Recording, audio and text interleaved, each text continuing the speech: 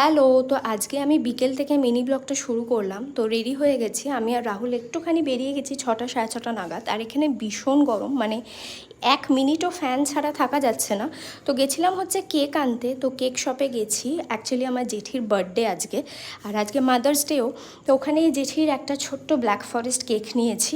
Cake নিয়ে আমি আর রাহুল আমাদের বাড়ি আসছিলাম, আর জেঠির জন্য এটা সারপ্রাইজ ছিল। তো নিয়ে গেছি, নিয়ে গিয়ে কেক ফেক কাটা হলো, সবাই ছিল, আমি, মা, ঠাম্মা। ছোটো আঁকা এদিকে ছিল বলে ভিডিওতে আসেনি।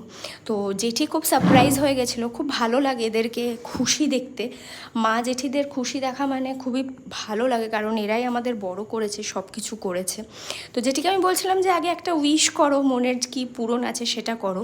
দিয়ে আমাকে খাই দেওয়ার পরে রাহুলকে খাইয়েছে, কারণ কি আমি ব্ল্যাক ফরেস্ট ভালোবাসি। তো নিজের জন্য, ওর জন্য নিজের চয়েসে কেক নিয়েছি। ওদিকে রাহুলকে খাই নেওয়ার পরে আমি বললাম যে তুমিও একটুখানি খাও।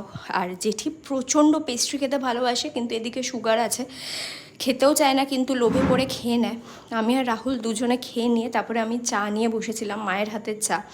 তো আমি আজকে এখানেই থেকে যাব, কারণ কি কালকে আমাদের বাড়িতে বুদ্ধ পূর্ণিমার পুজো আছে। তো দেখা হচ্ছে পরের মিনি ব্লগে। ভালো লাগলে লাইক করো, টাটা।